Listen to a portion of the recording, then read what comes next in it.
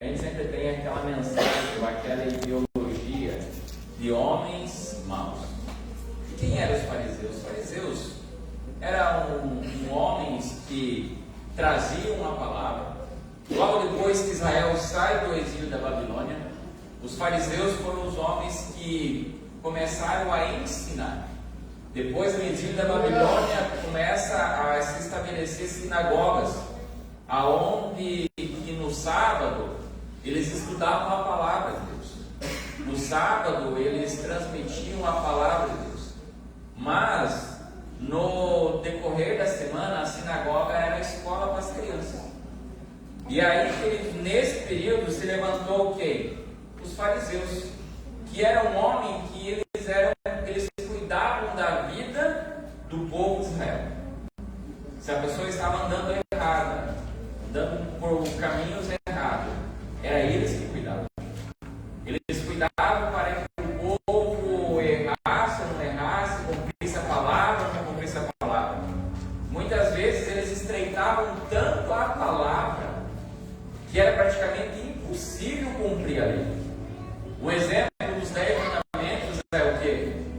Guardar o sábado. O sábado não poderia ter. E aí o povo, os fariseus, o que eles fizeram? Eles espremeram mais, eles falaram: olha, se você andar mais que 1 quilômetro no sábado, fez o teu corpo trabalhar. Então o judeu ele não podia nem caminhar muito. Ele posava perto da sinagoga, ele não ia nem para casa muitas vezes, porque senão ele tinha que estar cometendo um pecado. E aí chega o Nicodemos, um dos fariseus, um dos homens mais queridos do povo de Israel.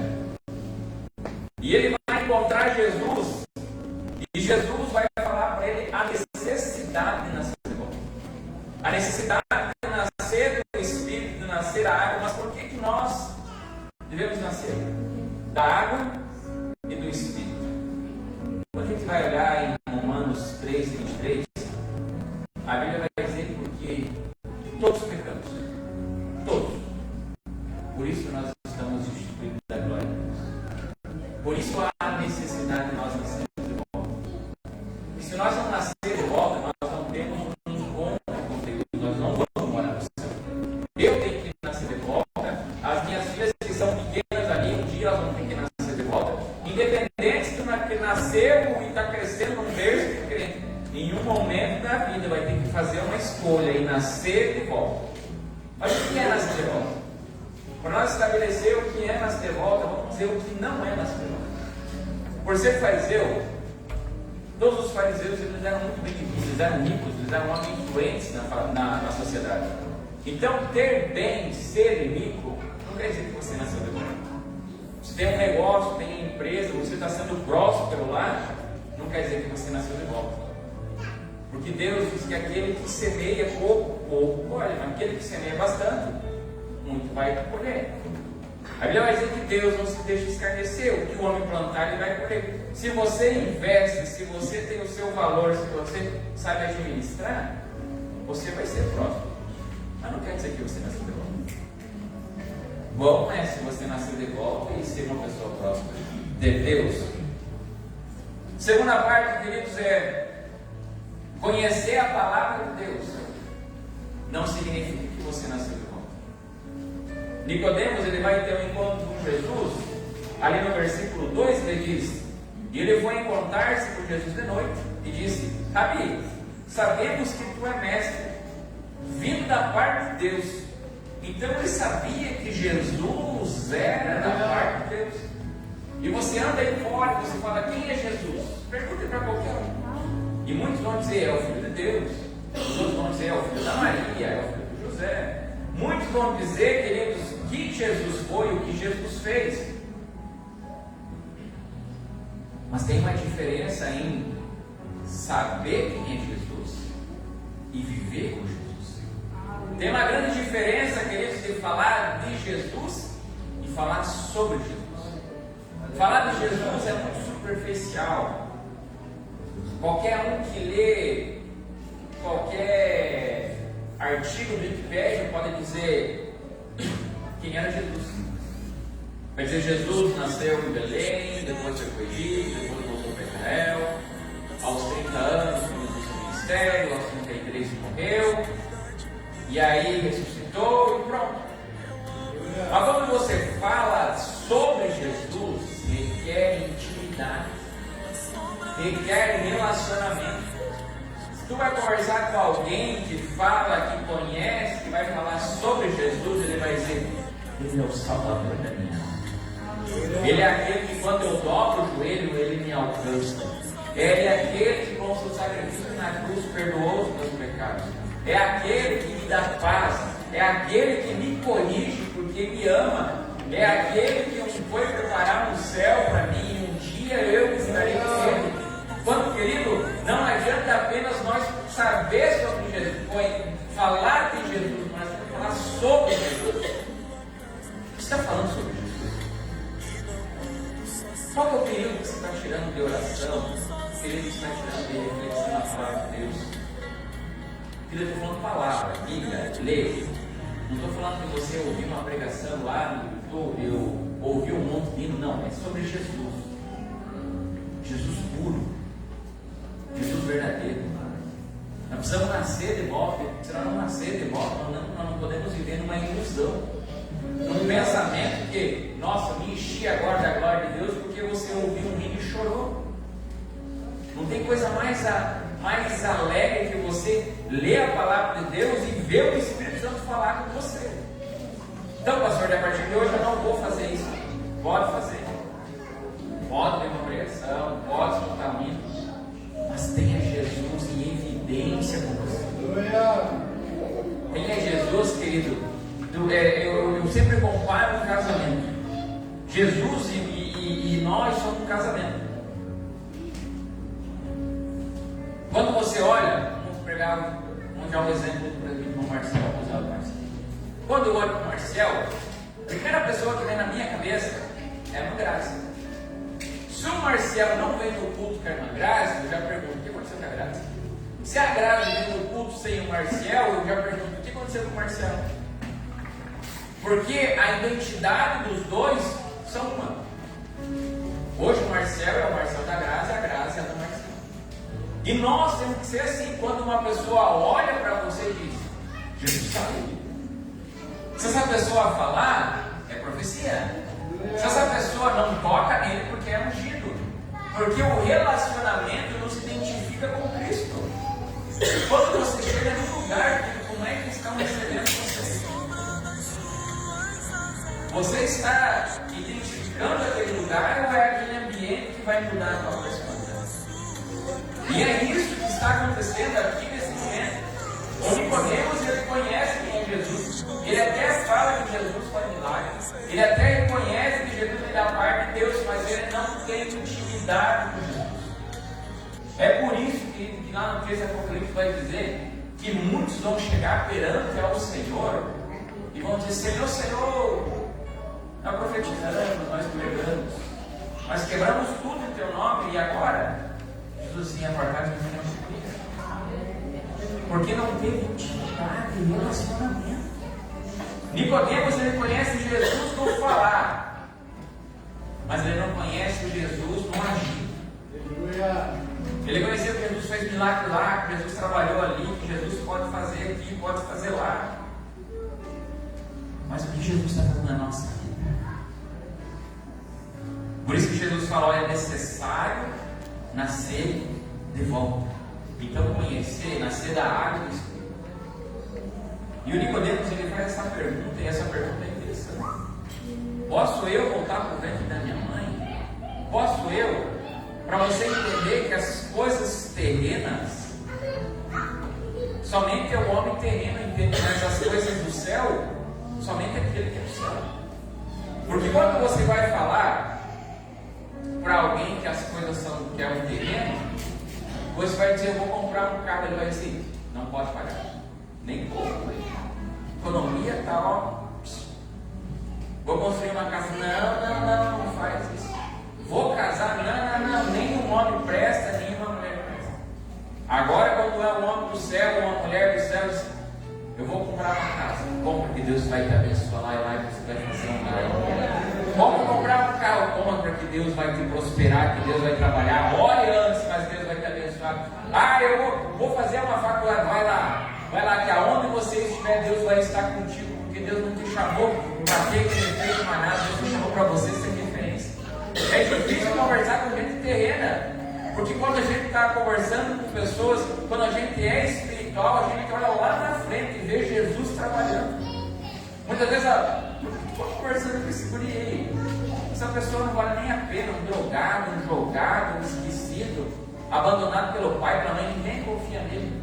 Mas Jesus está dizendo ali, tem uma alma, ore, busque, jejue por ela, converse com ela. As almas estão pedindo por nós, queridos, e nós estamos fazendo o quê? Estamos vivendo a nossa vidinha.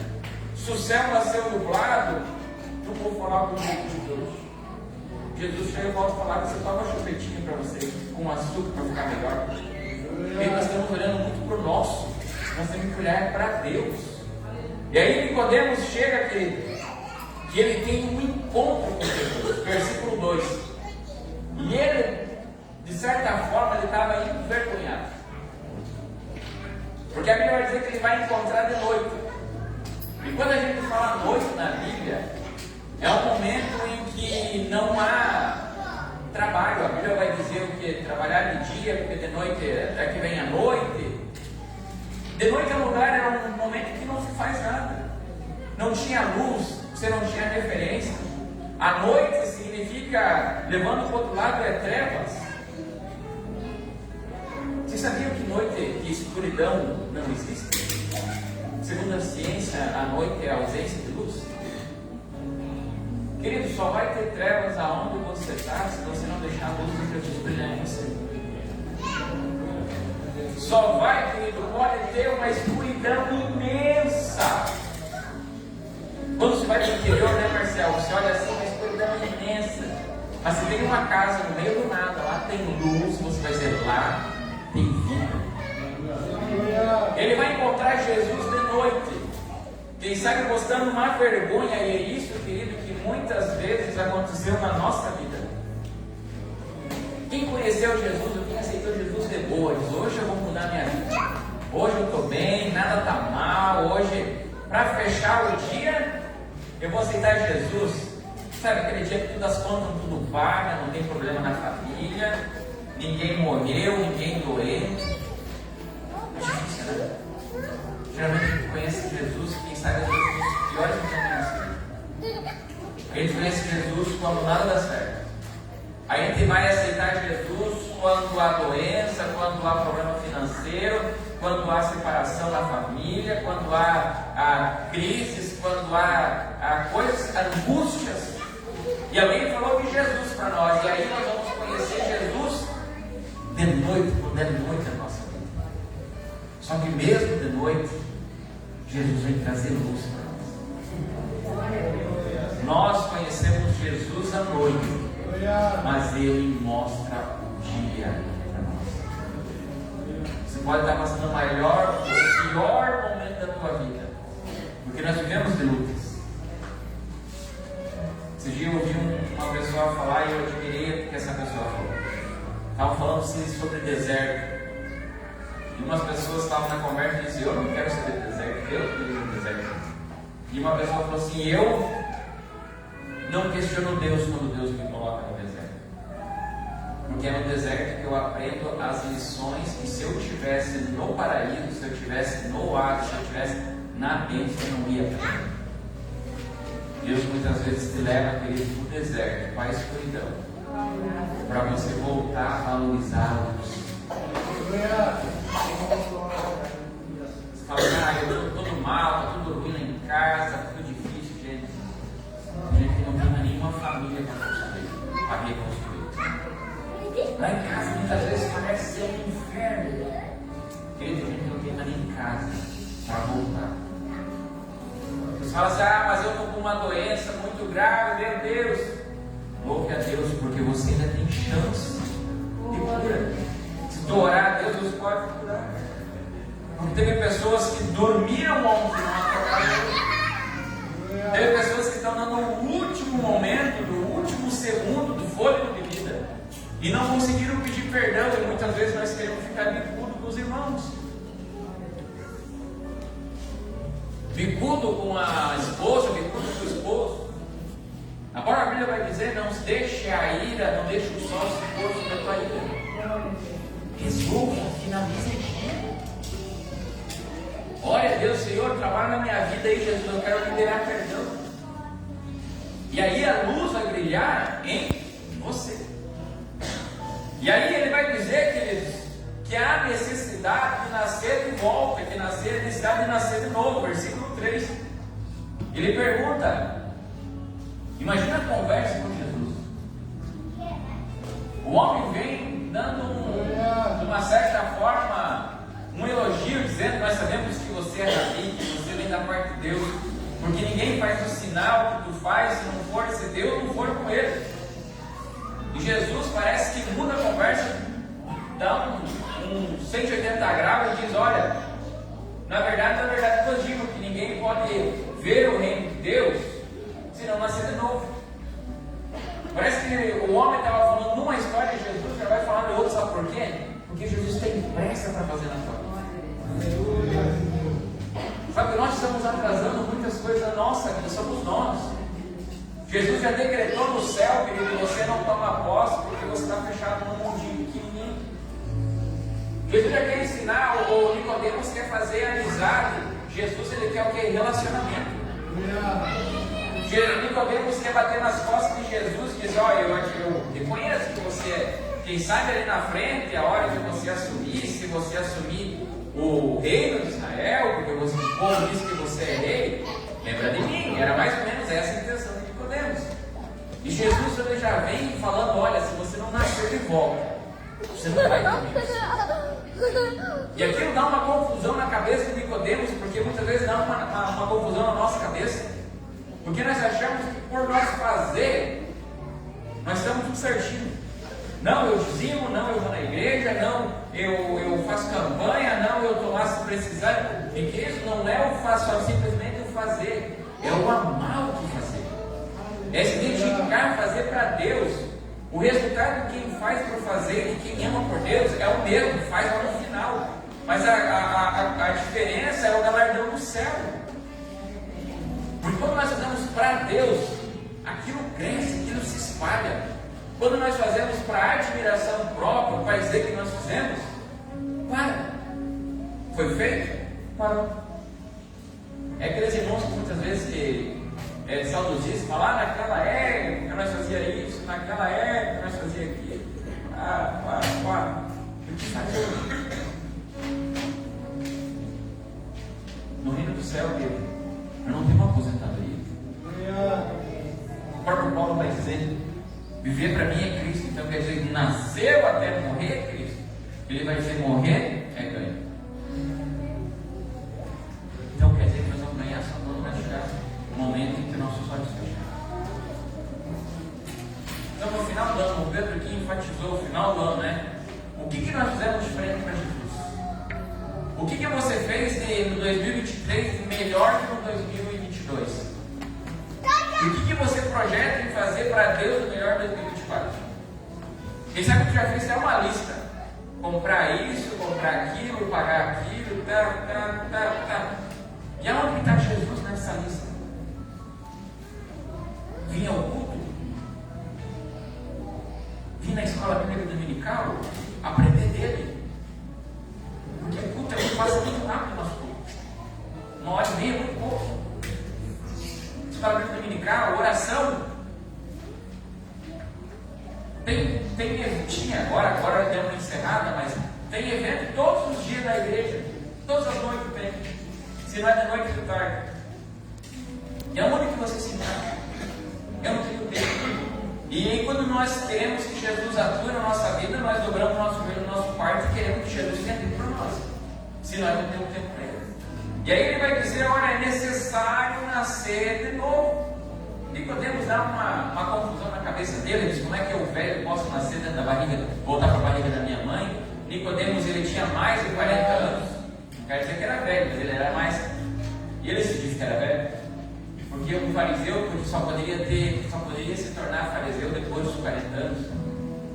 E aí Jesus vai dizer para ele que primeiro é necessário, ali no versículo 5, em verdade eu digo que se alguém nascer da água e do Espírito, não pode entrar no reino do céu. Mas por que nascer da água primeiro? Porque a água purifica.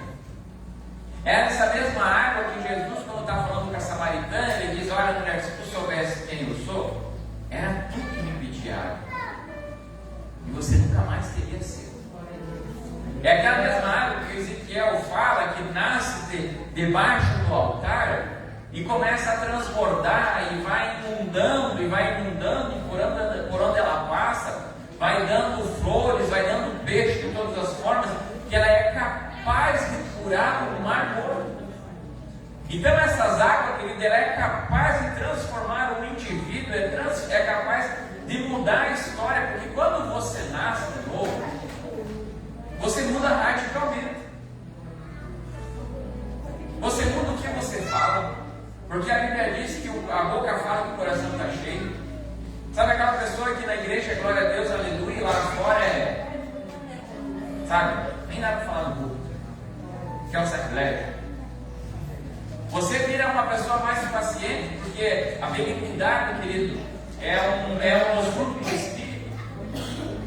Você passa a ser fiel, você passa a ter fidelidade com Deus, você passa a ser grato com Deus. Você passa a tirar a necessidade de tirar um momento de comunhão com Deus, de oração, de buscar, de falar: Deus, eu estou aqui, Senhor, eu preciso desse momento contigo, porque é necessário. Você passa a mudar as tuas perspectivas. Se tu mentia, tu não mente mais. Se tu roubava, tu não rouba mais. Se você defraudava, não defrauda mais. Se você falava mal, você não falava mais.